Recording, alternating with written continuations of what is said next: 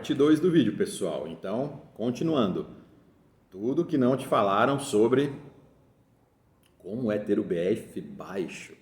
Então, é isso aí, pessoal. Então, vou pedir de novo que vocês deixem o like, que vocês se inscrevam no canal, para que vocês deem aí uma fortalecida no canal, pessoal, para que o canal possa ter alguma...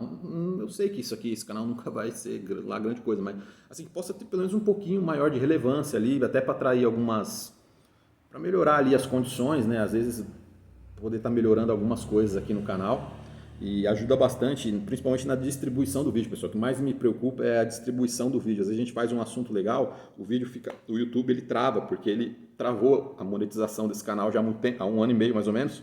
Então o que acontece? Então ele sempre ali fica emperrado os vídeos, né? Então tanto os números, as inscrições baixaram assim muito, assim, era para o canal, eu acredito, estar umas 3 ou 4 vezes maior do que ele é, pessoal. Isso sem, no mínimo, né? Mas assim, eu peço a ajuda de vocês para que vocês possam aí estar contribuindo ali, principalmente que vocês deixem um like, que vocês se inscrevam no canal e que vocês também possam comentar qualquer coisa, assim. Coloque só assim Tô lançando isso aqui no Brasil, hein? O pessoal já faz isso lá fora. Coloca um emoticon, uma coisa no comentário, qualquer coisa. Ou vocês coloquem para o algoritmo, para o algoritmo, para o algoritmo.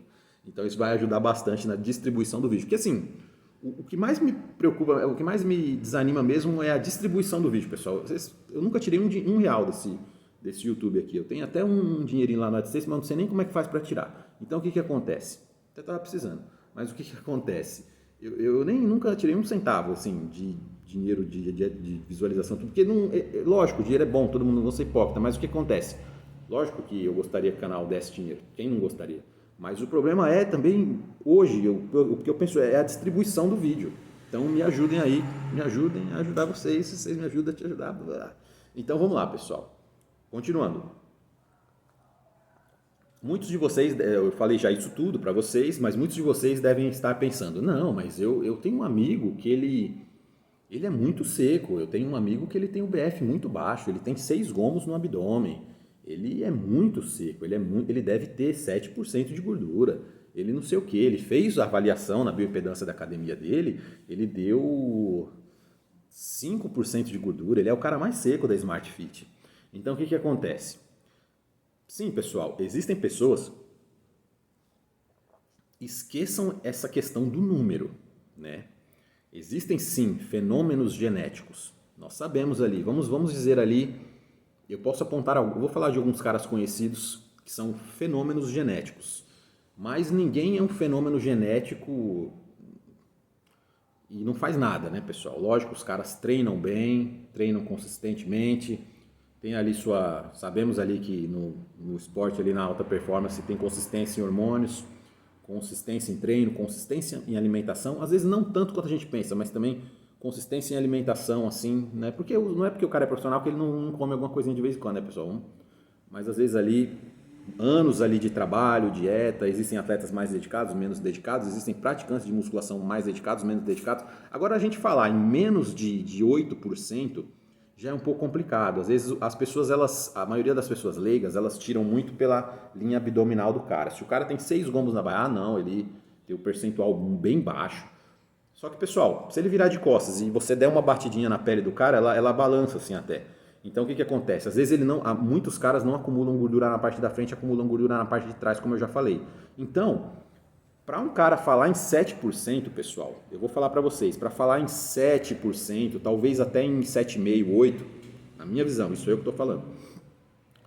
O glúteo dele já tem que estar, no mínimo, levemente estriado, pessoal. Isso nós não vemos e dificilmente a gente vê um glúteo estriado num cara que não é atleta.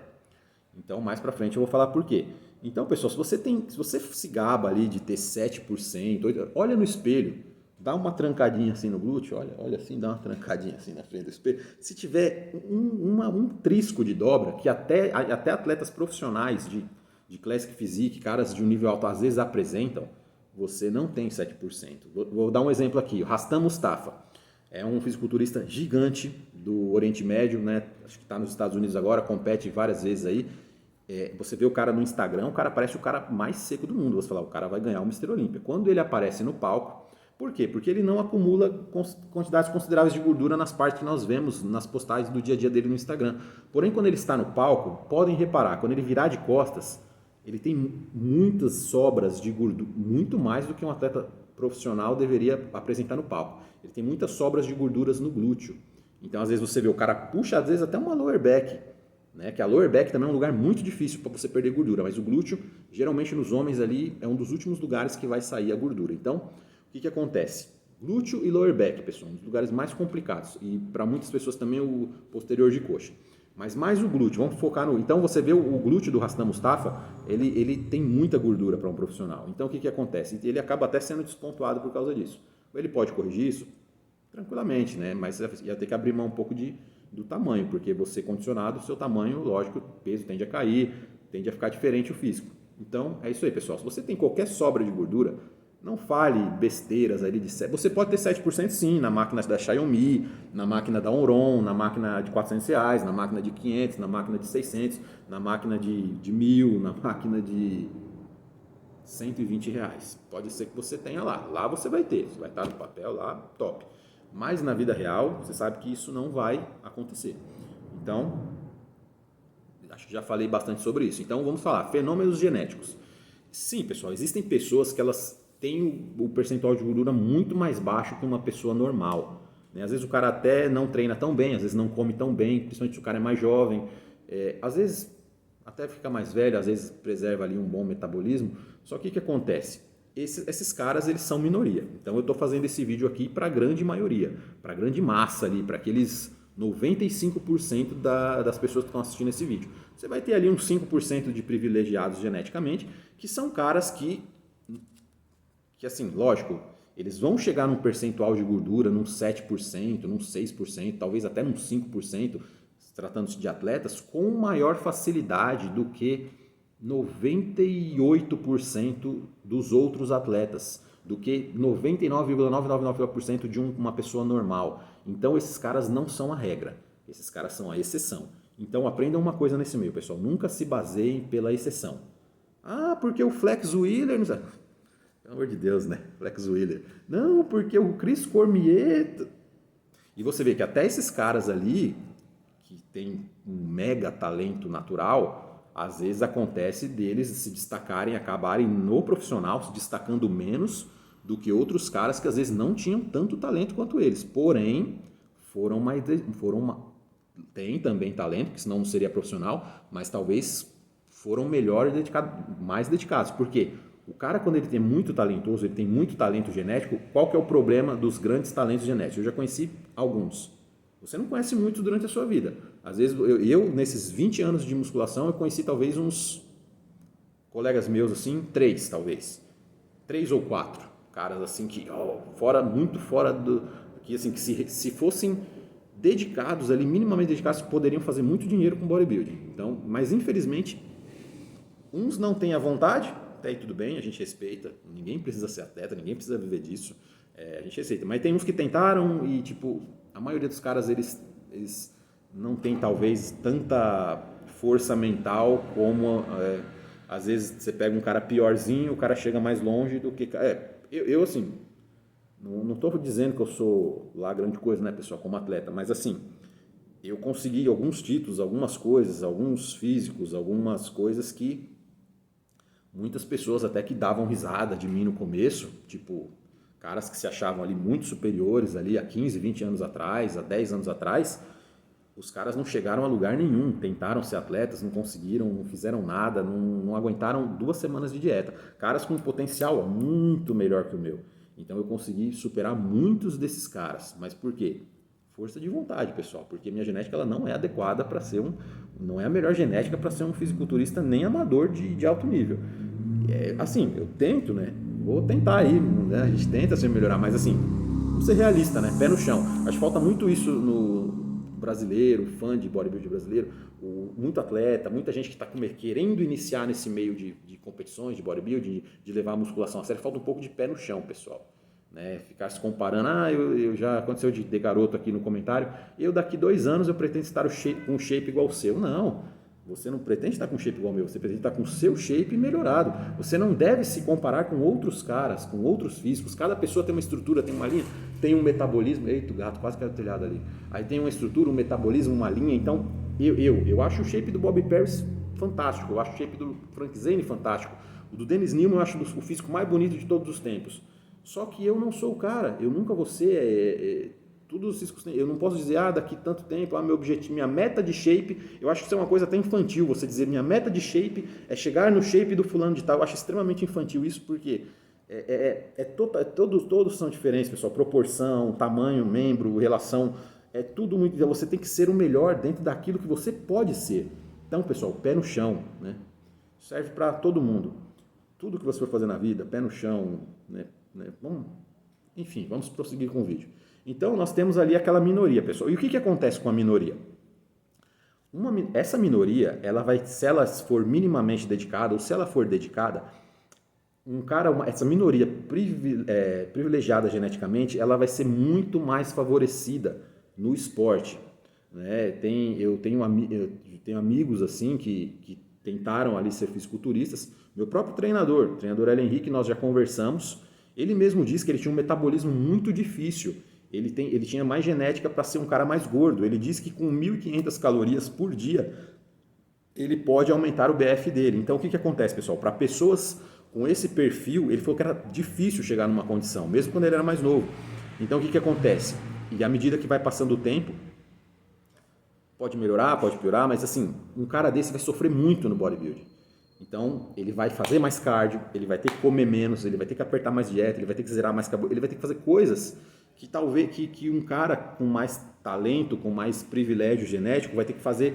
O cara às vezes vai ficar melhor do que ele fazendo 60% do que um cara fazendo, do que o outro cara fazendo 100%. Então, acaba que como ele mesmo acaba sendo inviável. Como diria meu mentor aí, um grande amigo nosso também, que é do bodybuilding do Undercast, o Romero Holt, um dos maiores treinadores do Brasil e do mundo. E o que ele acontece? Ele fala assim, é uma frase assim que ele falou isso para mim uma vez e eu não esqueço nunca mais essa frase. Ele falou: se você precisa de fazer muita coisa para secar, para ter um físico bom, o esporte não é para você. Se você precisa sacrificar muito da sua vida para ter um físico bom, assim, mesmo que seja um nível amador, isso não é para você. Mas você não precisa chegar nesse ponto, porque nós vamos chegar mais para frente nesse assunto. Então, isso é uma realidade, pessoal. Então, muitas pessoas, o bodybuilding, esse processo de mudança física vai ser um massacre. Então, acaba que não compensa, porque eu vou chegar lá nos problemas de você ser muito seco. Então, o que eu tenho? Então, vai ter pessoas que vão sofrer menos no processo, que vão chegar ali numa condição muito melhor, fazendo muito menos. Eu não estou dizendo agora, nesse caso específico, que o cara é preguiçoso. Eu estou dizendo fazer menos no sentido de se sacrificar menos. Mas lógico, ele vai comer limpo, ele vai treinar, só que ele vai comer umas quantidades melhores. Ele não vai precisar fazer certas manobras tão agressivas como esse cara. Mas eu não estou dizendo que esse cara não está sendo dedicado. Nesse caso agora que eu estou falando, não estou dizendo que o cara é preguiçoso, é vagabundo, ele não está fazendo, ele está furando. Não. Esse aqui vai estar comendo 50 gramas de batata doce 2 vezes por dia. Um exemplo. Esse aqui vai estar secando ali com quase 900 gramas de batata doce por dia. E talvez esse fique melhor do que esse.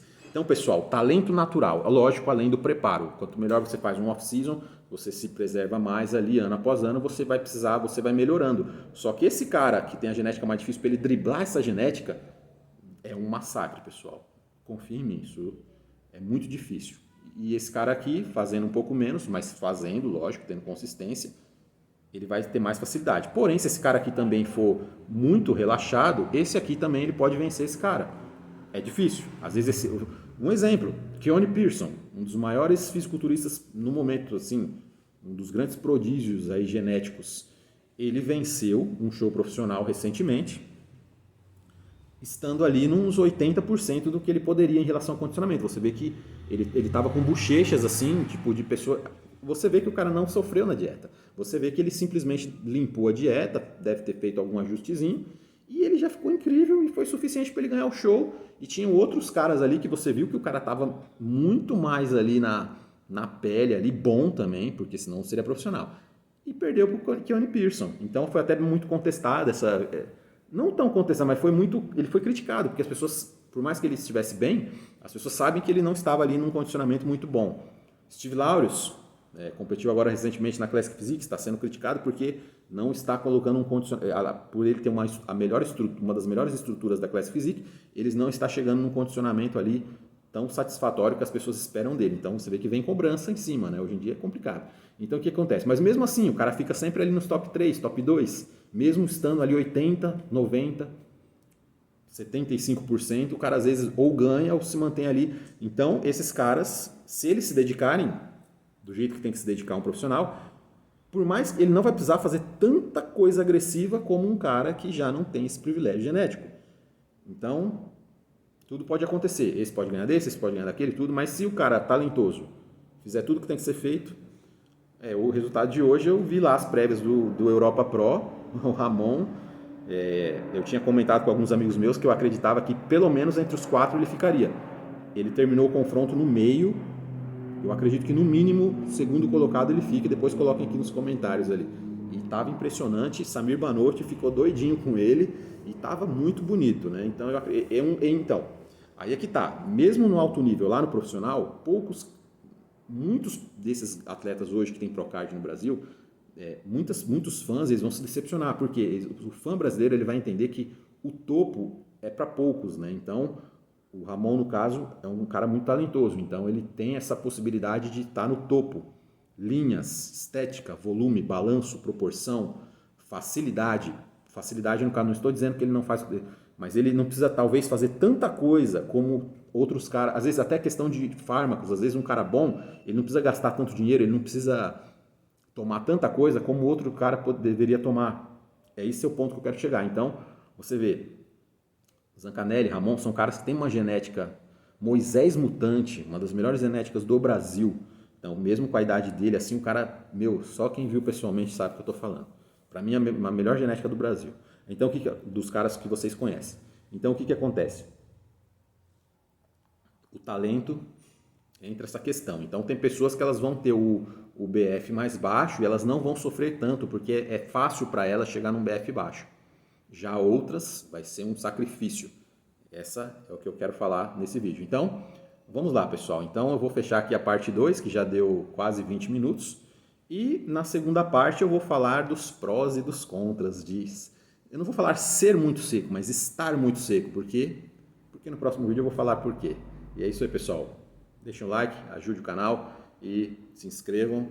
E muito obrigado a todos. Fiquem com Deus e volto na parte 3.